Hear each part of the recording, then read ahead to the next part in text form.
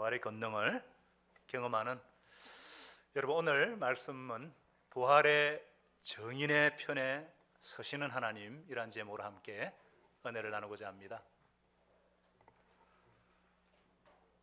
4월 부활의 달을 활짝 열어주신 부활의 주, 생명의 주, 우리 주 예수 그리스도 우리 주님을 찬양합니다. 우리가요 지금은 예수님의 고난을 묵상하는 40일 동안 묵상한다리가 사순절을 지내고 있고요, 또 고난 주간이 되면은 일주일 내내 예수님의 그 고난을 묵상을 하면서도 왜 부활절 예배는 딱 한 번만 드리는 것인가 유감이었습니다. 어떻게 40대 1? 아니, 기독교는 부활의 종교고 부활이 복음의 핵심이고 예수님이 부활하심으로 그 부활을 믿어야 영원한 생명을 얻고 구원을 받습니다. 그런데 부활절 예배를 딱 한 번만 드리는 것이 저는 상당히 유감이었어요. 그런데 감사하게도 사도행전은 바로 예수님이 부활하심으로 주요 그리스도심을 증언하는 정인들의 기록입니다. 그것을 주일마다 깨우쳐 주시는 것이 얼마나 감사한지요. 감사가 전혀 안 되시는 것 같은데 저는 얼마나 감사한지 모르겠어요. 그리스도인은 부활하신 예수님을 주요 그리스도로 믿는 자들이고 예수님의 부활을 증언하는 자들입니다. 그리고 그 권능을, 부활의 권능을 체험하고자 예수님의 고난의 기쁨으로 동참하는 자들인 줄로 믿습니다. 우리 다시 한 번 더 옆에 사람하고 부활의 권능을 경험합시다. 예. 제가 지난주 칼럼에도 썼었지만 뭘 잘 모르는 사람, T.S. 엘리엇이라는 사람이 4월을 잔인한 달이라는데 4월은 부활의 달입니다. 부활의 달, 부활절이 있는 부활의 달입니다. 부활의 권능을 체험하는 저와 여러분 될 수 있기를 바랍니다.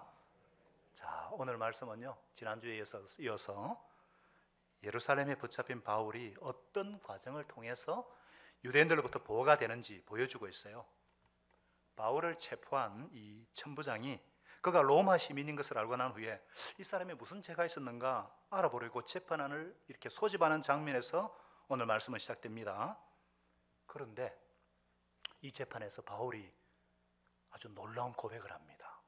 그 고백이 우리의 주의를 끕니다. 그 내용이 뭐냐면요, 나는 오늘 이날까지 바른 양심을 가지고 하나님을 섬기며 살아왔습니다.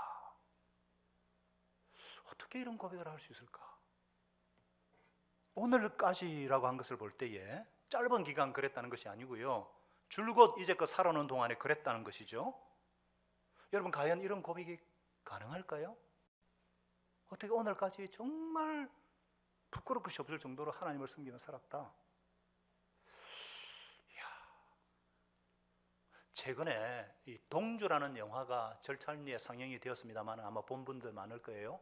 우리가 학창 시절에 왜 윤동주 시인의 서시라는 시를 좋아했잖아요. 많이 외우기도 하고 거기에서 윤동주 시인이 이런 고백을 했잖아요. 죽는 날까지 하늘을 우러러 한 점 부끄러움이 없기를 입시에 이는 바람에도 나는 괴로워했다. 멋지지 않습니까?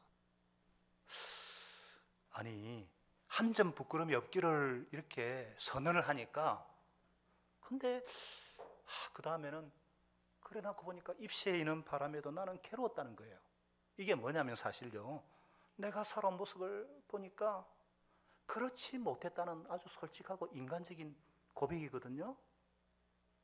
그런데 그에 비해서 이 사도 바울은 어떻게 이렇게 대담하게, 어떻게 이런 담대한 고백을 할 수 있는가 말이죠. 도대체 이 고백이 무슨 의미가 있는가? 어떻게 이런 고백이 가능한가?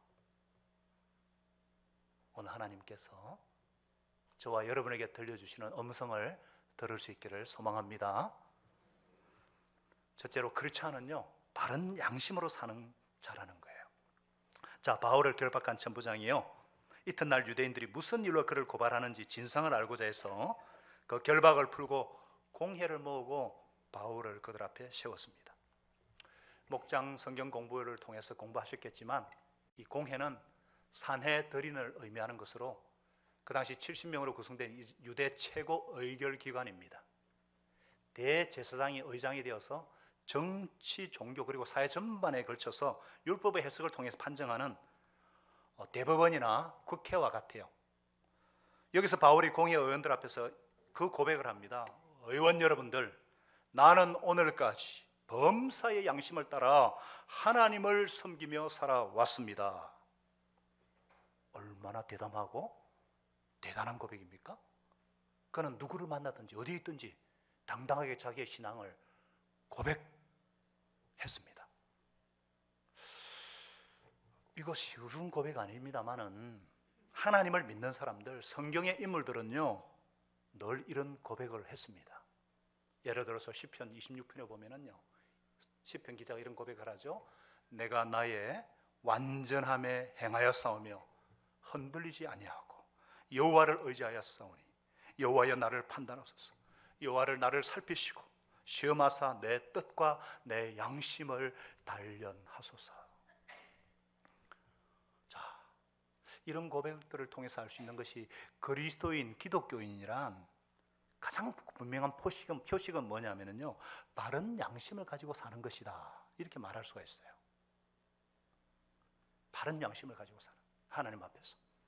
그 대표적인 인물이 아마도 다니엘일 것입니다. 다니엘은 그 당시 최강대국인 페르시아 제국의 정성까지 올랐던 사람이죠. 이 사람이 너무 잘하니까 다른 사람들이 막 시기를 했어요. 그래서 터집을 잡고자 막 그렇게 했는데 이분이 너무나 바르게 양심적인 삶을 살고 있으니까 도저히 터집을 잡을 데가 없는 거예요. 그래서 다니엘서 6장 4절 5절에 이렇게 말씀해요. 이에 총리들과 고관들이 국사에 대해서 다니엘을 고발할 근거를 찾고자 하였으나 아무 근거, 아무 허물도 찾지 못하였으니 이는 그가 충성되어 아무 그릇됨도 없고 아무 허물도 없었음이었더라. 그 당시는 뇌물을 받는다든지 뭐 민중들을 이렇게 괴롭히다든지 하는 게요, 지금보다 훨씬 더 쉽고 자연스러운 그런 시대였는데 전혀 터집 잡을 것이 없었다는 거예요. 쉽게 말하면 털어서 먼지 하나 안 나더라 이겁니다. 이게 크리스찬의 표식이죠. 이게 하나님 앞에 사는 자들의 표식이어야 합니다. 그런데 부끄럽게도 오늘날의 크리스찬들은 이렇지가 못하죠. 오늘날 크리스찬들이 바른 양심에 따라 살지 않습니다. 세상 사람과 똑같은 방식으로 남을 속이고 거짓말하고 세금 탈세하고 가짜를 만들어 팔고 사기치고, 그러다 보니까 오늘날 기독교의 위상이 그냥 땅에 떨어진 것은 당연한 일입니다. 왜냐? 바른 양심에 따라 사는 것이 크리스찬의 표식인데 그걸 버렸으니까 당연한 결과라는 생각이 듭니다. 그래서 크리스찬으로서 저와 여러분이 가진 가장 큰 책임은 바로 이것이 아닌가 싶습니다. 바른 양심을 따라 사는 것.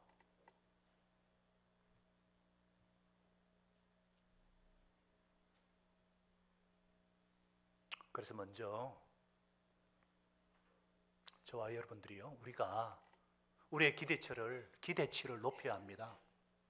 무슨 말이냐면요, 오늘날 너무 거짓이 판을 치니까 크리스찬들이 스스로에게 대해서 너무 기대가 없는 거예요.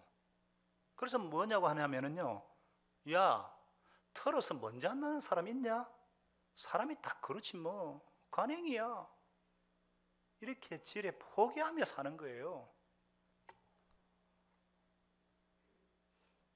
근데 여러분, 저와 여러분이 한번 털어서 먼지 안 나는 사람으로 살겠다는 그런 꿈을 가져오면 어떨까요? 아멘 하는 사람은 그대로 될 줄 믿습니다. 진짜 우리 가운데 있는 거짓과 이런 편법을 제거하고 하나님이 싫어하시겠다 싶으면 안 하고, 누가 보든지 안 보든지 하나님 앞에서 양심에 비추어서 깨끗하려고 노력하고 말이죠. 그렇게 살 수 있지 않겠습니까? 살 수 있을 거예요. 아멘. 여러분, 우리가 조금만 손해보며 살겠다고 이렇게 마음먹으면 될 거예요. 조금만 희생하며 살겠다고 마음먹으면 될 것 같아요. 아멘. 정말 내가 좀 손해보고 희생하며 살겠다, 그것만 하면 돼요. 근데 우리가 그렇게 딱 이렇게 할 때 하나님이 얼마나 기뻐하시겠어요. 바로 그게 욥을 보는 하나님의 마음이었거든요. 욥기 1장 8절을 우리 한번 읽어볼까요? 화면에 나오네요. 읽어봅시다. 시작. 여호와께서 사탄에게 이르시되 네가 내 종 욥을 주의하여 보았느냐? 그가 그는 온전하고 정직하여 하나님을 경외하며 악에서 떠난 자는 세상에 없느니라. 하나님의 마음이 느껴지시지요? 쟤 나의 기쁨, 나의 자랑이야. 그런 주님의 기쁨이 되시는 저와 여러분 될 수 있기를 소망합니다. 그런데 우리가 그렇게 살고자 할 때 세상은 우리를 조롱할 것입니다. 뭐? 털어서 먼지도 안 나는 삶을 살아? 웃기고 있네. 사실 그게 오늘 이 대제사장의 비난이었지 않나 싶습니다. 2절에 보니까 대제사장 아나니아가 바울 곁에 서 있는 사람에게 그 입을 치라 명령했어요. 입을 치라는 것은 하나님을 모독할 때 내리는 벌인데, 이 사람이 이렇게 반응하는 이유는요, 겉으로는 바울이 하나님을 거역하고 있다는 이유였겠지만, 율법을 어겼다는 이유였겠지만, 실제로는요 자기가 워낙에 부패한 사람이기 때문에 그랬을 겁니다. 목장 성경 공부에서 공부하셨겠지만 이게 아나니아에 대해서 자세히 나와요. 여러분 공부 잘하는 사람 미리 예습하는 사람이죠. 목장 성경 공부 교환해 보면요, 성경, 지리, 역사들이 배경이 잘 나와 있어요. 이 짧은 20분 만에 이 긴 본문을 제가 어떻게 다 설교를 하겠어요. 목장 성경 공부 중요합니다. 목장 성경 공부를 통해 공부하셨겠지만 이 아나니아라는 사람은 굉장히 정치적이고 탐욕적이고 부패한 사람이었다고 하죠. 그래서 나중에 유대가 로마에 대항해서 봉기를 할 때에 민중들에게 처참하게 살해되었다고 합니다. 뭐예요? 본인이 불의하게 살고 있으니까 정직한 사람을 보면 비난하지 않을 수가 없었다는 거예요. 어둠은 빛을 싫어합니다. 그래서 우리가 정직하게 살고자 할 때 세상은 분명히 우리를 조롱합니다. 그래 잘났다, 정말 네 혼자 그리 손해를 보며 살 수 있나 한번 보자, 혹은 미쳤냐? 이게요 가까운 사람의 소리일 수도 있고 내 내면의 소리일 수도 있습니다. 그렇지만 여러분들, 우리가 이 문제를, 이게 얼마나 하나님 앞에서 중요한 문제인지 한번 기억하면 좋겠습니다. 그리고 그분께 기쁨을 드리기 위해서 모든 유혹을 이겨내고 바른 양심으로 하나님 앞에 살겠다고 결단하시는 저와 여러분 될 수 있기를 축복합니다. 자, 그런데요, 우리가 바른 양심을 가지고 살려고 할 때 잊지 말아야 하는 것은, 우선 그렇다고 우리가 완벽해질 수는 없다는 사실입니다. 그렇게 노력한다고 해도 여전히 우리는 부족하고 죄인이라는 사실을 기억해야 합니다. 바울도 마찬가지예요.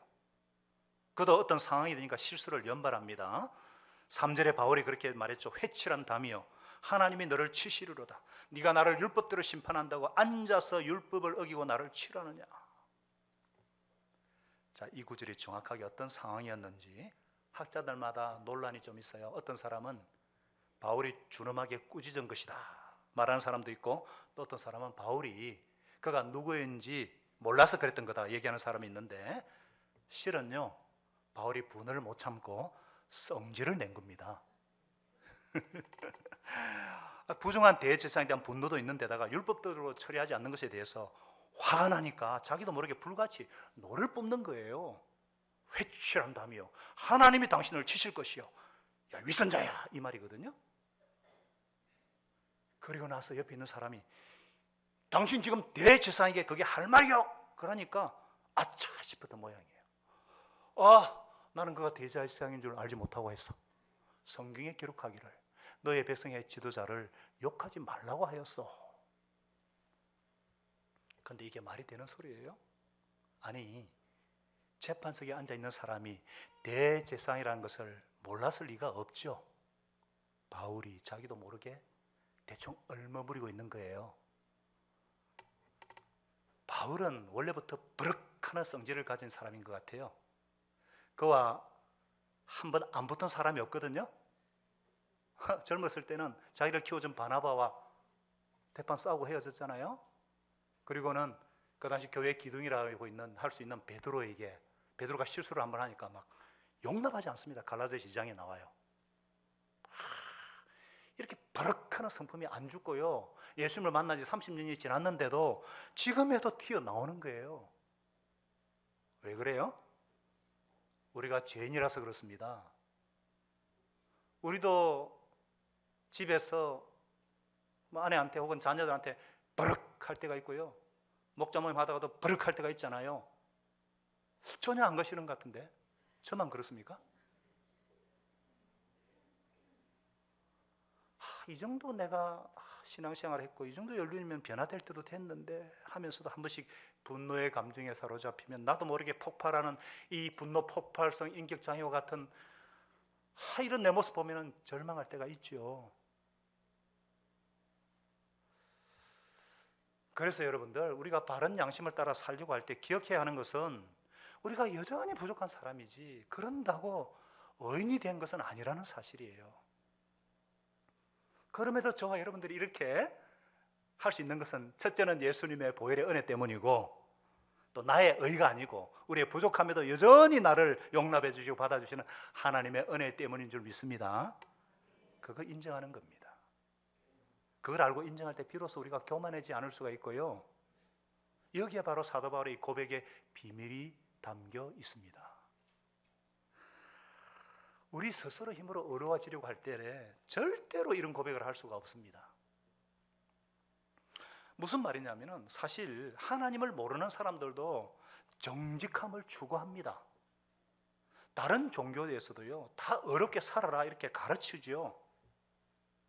하나님을 몰랐을 때 제가 참 그렇게 애를 썼던 것 같아요. 정말 어려워지고자 애를 썼거든요.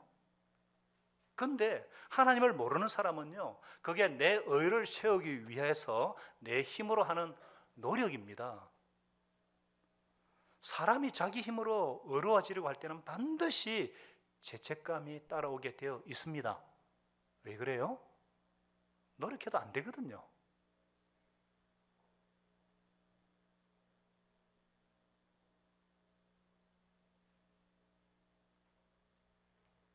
그러니까 괴로운 거예요. 그러니까 입시에 있는 바람에도 나는 괴로워했다. 정직한 고백이거든요. 만약 우리가 나의 부족함을 인정하고 나의 의를 세우기 위해서가 아니라 하나님의 기쁨을 위해서 정직함을 추구할 때에, 그리고 하나님의 은혜로만 내가 그렇게 살 수 있다는 것을 받아들일 때에 우리 안에 자유함이 있을 것입니다. 당당함이 있습니다. 하나님의 도움이 있습니다. 이렇게 자유함과 대단한 고백이 가능한 이유는 또한 무엇인가? 예수님의 부활 때문에 그렇습니다. 부활로 인해 가능합니다. 자, 바울이 자기 실수를 얼머무린 뒤에도 뭔가 석연치 않은 모습으로 막 상황을 모면합니다.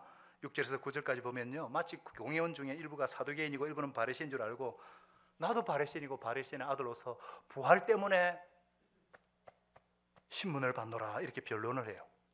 이것 때문에 양자 간에 큰 분쟁이 생기고 더 이상 재판이 진행될 수 없으니까 천부장이 바울을 데리고 재판정에 나옵니다. 자, 여러분들, 의미 없는 싸움에서 빠져나오기 위해서 기지를 발휘하는 점도 없지는 않지만 사실 바울은 그날 밤 부끄러웠을 거예요. 화를 낸 것도 부끄럽고 누군지 몰랐다는 궁식한 변명도 한 것도 부끄럽고 또 그렇게 인경문으로 상황을 모면한 것도 말이죠. 공회 의원들 앞에서 복음을 확실하게 전할 수 있는 절호의 기회를 놓쳐버린 것에 대한 자책감도 들었을 거예요. 그런데 참 감사하게도 하나님은 그런 바울을 이해해 주십니다. 11절이죠. 우리 다 같이 11절 한번 읽어볼까요? 11절 시작. 그날 밤에 주께서 바울 곁에 서서 이르시되 담대하라. 네가 예루살렘에서 나의 일을 증언한 것 같이 로마에서도 증언하여야 하리라. 부활하신 예수님께서 실망했는 바울에게 옆에 서서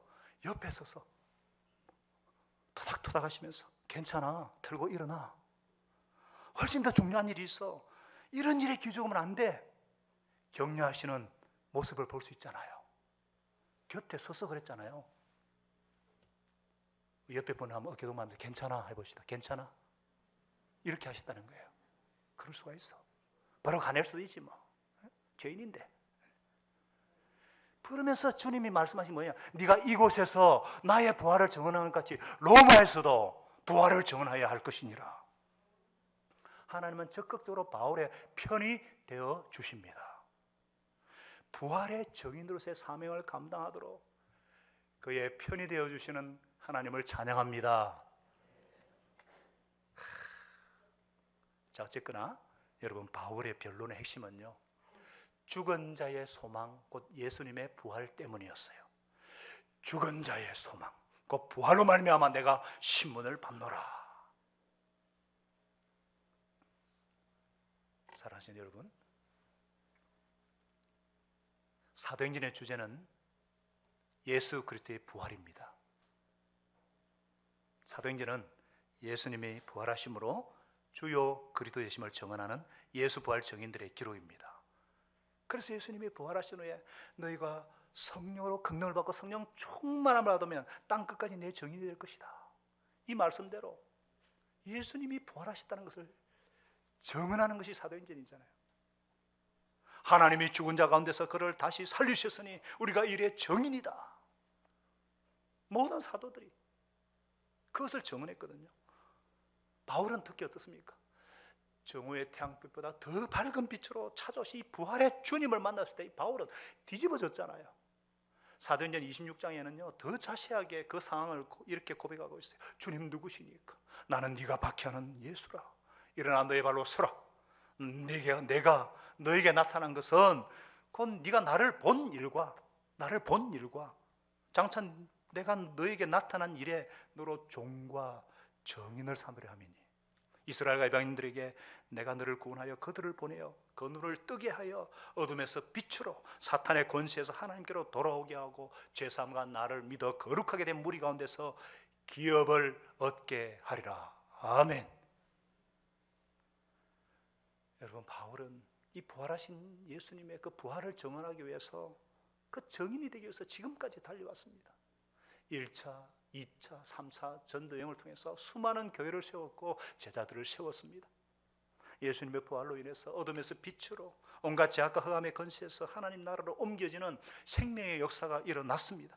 그리고 지금도 예수님의 부활을 증언하기 위해서 고난을 받고 신문을 받고 있다는 거예요. 그 부활의 권능을 체험하고자 주님의 고난에 동참하고 있다는 거예요. 사랑하는 여러분들, 자, 저를 주목해 주세요. 사랑하는 여러분들, 예수님이 참으로 부활하셨다면 이것은 얼마나 놀라운 소식이고 얼마나 놀라운 사건입니까? 어떻게 가만히 있을 수가 있어요? 어떻게 잠잠할 수가 있어요? 어떻게 침묵 가운데 가만히 있을 수가 있어요? 심지어 암의 백신이 개발했다 그래도 막 떠들 것인데 영원한 생명, 죽음을 이기는 예수님이 부활하셨다는 이 사실을 어떻게 가만히 있을 수 있는가?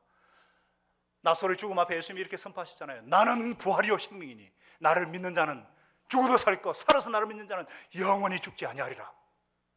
이 선언은 인류 역사를 뒤집는 사건입니다. 지금까지 그 누구도 이런 말을 한 사람이 없고 이제도 없고 앞으로 영원히 없습니다. 예수 그리스도의 부활은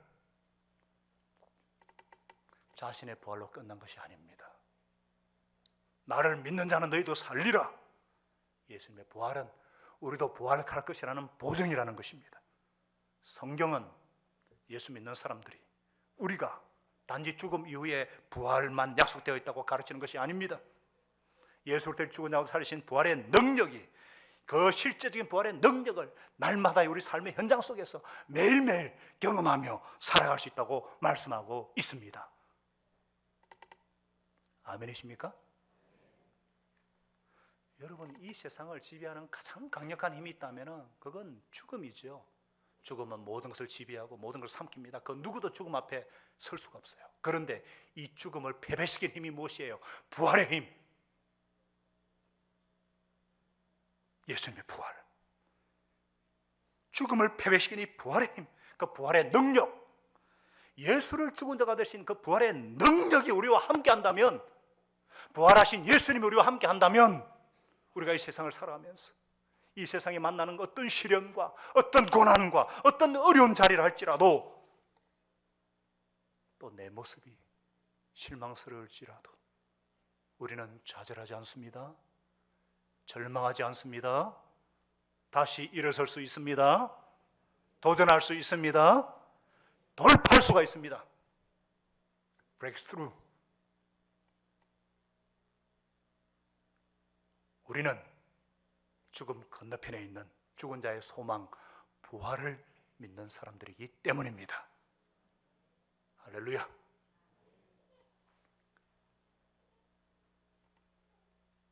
지금도 내 안에 역사하시는 이 부활의 능력으로 말미암아 어떤 삶의 시련도 넉넉히 이길 수 있는, 넉넉히 넘을 수 있는 그런 흥분과 그런 기쁨을 가지고 우리의 삶의 현장 앞에 서야 될 줄로 믿습니다. 하나님은 부활의 정인편에 서시기 때문입니다. 그렇기 때문에 여러분들, 나는 여전히 부족하지만 하나님의 은혜와 죽은 자의 소망 부활을 믿음으로 정말 양심을 따라 하나님을 섬기고 있습니다. 이런 고백은요, 은혜 안에 있는 사람들, 부활하신 주님 안에 있는 사람 안에 할 수 있는 자유로움입니다. 담대함이죠. 그래서 빌립보서 3장 13절에 바울은 이렇게 고백하지 않습니까? 나는 아직 그것을 붙들었다고 생각하지 않습니다. 내가 하는 일은 오직 한 가지입니다. 이전 것은 잊어버리고 뒤는 것은 잊어버리고 앞에 있는 것을 향하여 몸을 내미면서 그리스도 예수 안에서 하나님이 부르신 부름의 상을 위하여 표대를 향하여 목표점인 예수님을 바라보고 달려가고 있습니다. 우리 빌립보서 3장 13, 14절을 같이 한번 읽어보겠습니다. 시작. 표대를 향하여 그리스도 예수 안에서. 형제들아부터 다시 읽어봅시다. 13절, 14절, 13절 시작. 13절 시작. 형제들아, 나는 아직 내가 잡은 줄로 여기지 아니하고 오직 한 일, 즉 뒤에 있는 것은 잊어버리고 앞에 있는 것을 잡으려고 표대를 향하여 하나님이 위에서 부르신 부름의 상을 위하여 달려가노라.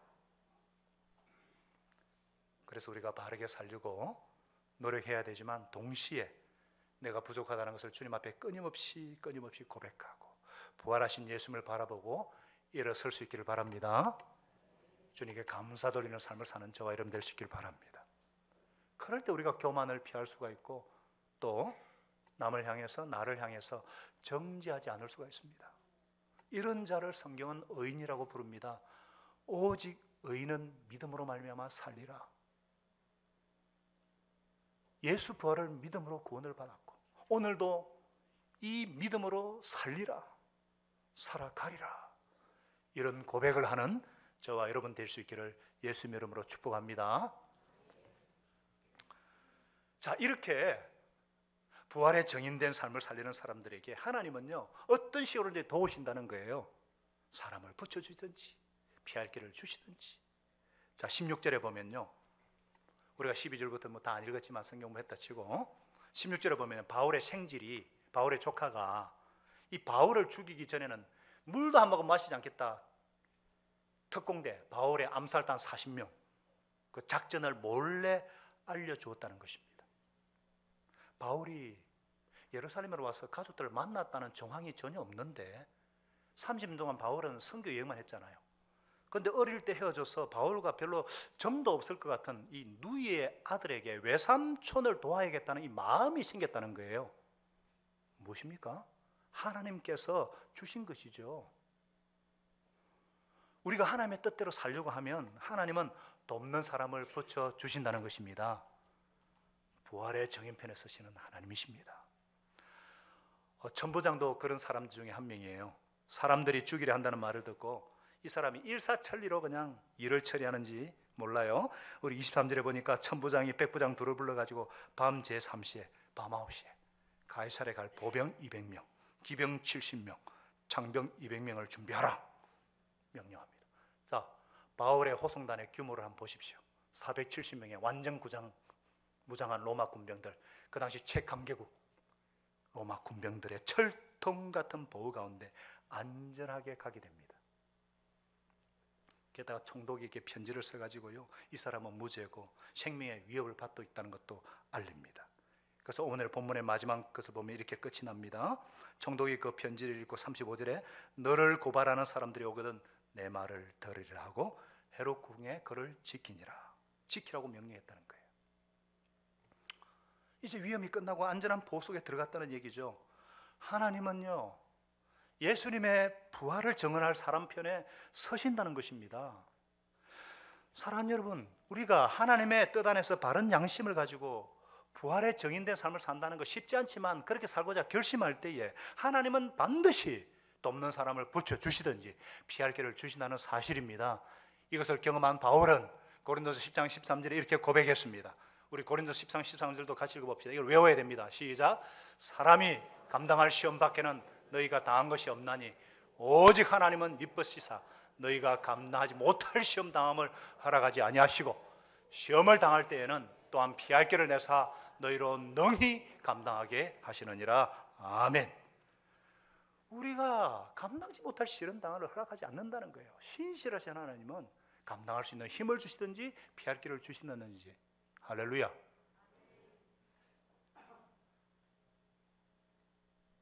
또 혹시 안 도와주면 좀 어떻습니까? 아니, 우리가 정말 부활신앙으로 하나님의 뜻을 위해 살았으니 언젠가 우리가 하늘나라에서 부활의 주님을 만날 것인데 그때 영광과 상급으로 갚아주시라는 것을 알지 않습니까? 모르세요? 알지 않습니까?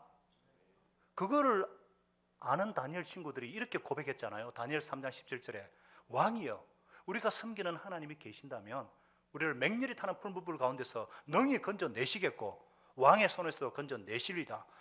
그렇게 하지 아니하실지라도, 그리 아니하실지라도, 여러분들 그리 아니하실지라도 감사해요 찬송 잘하대요. 그리 아니하실지라도 우리가 왕의 신들을 섬기잖아요. 왕의 신을 검신 절하지도 아니할 줄을 아옵소서. 당당하지 않습니까? 우리도 이런 삶을 꿈꾸어 보십시다. 우리가 정말 예수님의 부활을 믿는 자답게 하나님을 기쁘시게 하자는 마음을 딱 먹고 좀 손해를 보기로 결심을 하고 내 안에 있는 양심을 속이는 것을 하나씩 정리해 나가십시다. 결국 부활의 정인편에 서시는 하나님께서 그 하나님을 바라봄으로 우리가 삶 속에서 부활의 능력을 경험하며 사는 하나님의 기쁨이 되는 저와 여러분 될 수 있기를 예수님의 이름으로 축원합니다. 기도하시겠습니다. 오늘 한번 하나님 앞에서 정직하게 귀한 말씀 우리가 받았는데 주님